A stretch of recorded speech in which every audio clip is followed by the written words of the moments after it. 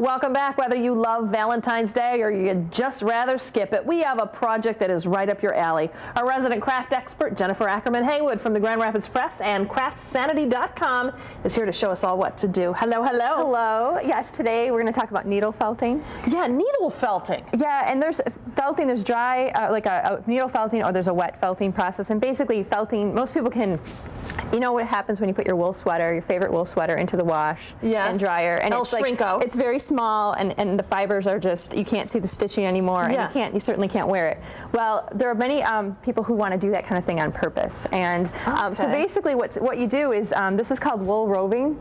And so when a sheep... Let me interrupt, because I've never heard of it, and nor have I ever seen it. Okay. Where do you find this? Well, you can find it, local craft shops are starting to carry it more because people are getting into felting and spinning. Gotcha. What happens is when a sheep is, when they shear the sheep, they send the fleece away to be processed and get all the nastiness out of it. They kind of roll around. Yeah, it's disgusting. So they clean it up, and then they'll dye it, and then they'll ship it back to the farmers. And some of the farmers do their own dyeing themselves. And basically what you do is you just get some of this, they call it wool roving, and the spinners use this as well to make their yarn. Yep. But today we're going to use it to make a little pin, little heart brooch. It's cute. And if you have had your heart broken, or you just really have some issues, you want to work out, you can make a little gray heart, because some people are just, if you're not in a relationship, Valentine's Day can be the most annoying holiday ever. Yes, right. I know I've spent some of those in my earlier days.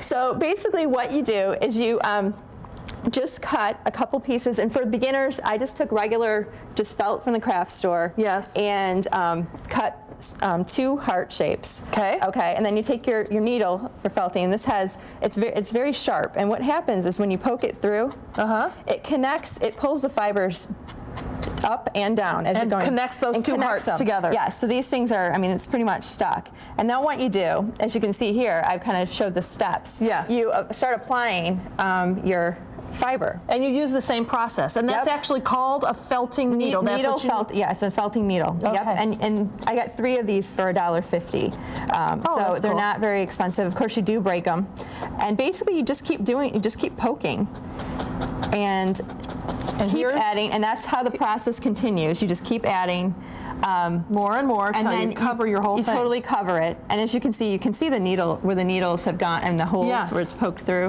Another way you can do this, if you want to skip the felt, because it does seem kind of strange to use felt to make a felt. Yes.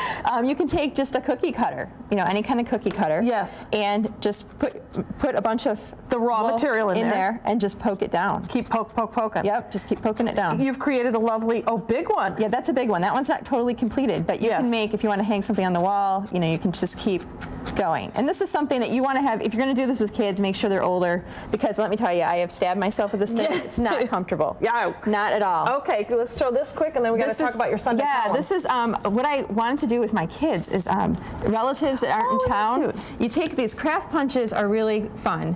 This is like I think I took 2-inch squares of my children, their photos, and just punched through, glued it onto another, of course they're sticking together, glued it onto a backing just heart. Yes. And then you use these little fasteners that you find in the office little supply brass and brads or whatever. The scrapbooking aisle has like heart-shaped ones and so forth, and you can you don't have to even write anything. Just give somebody a fan card. Yeah, and it's just really, really fun. I of course always want to make banners out of newspapers. Yes. So that's something else you can do with the same craft punch, foil and newspaper.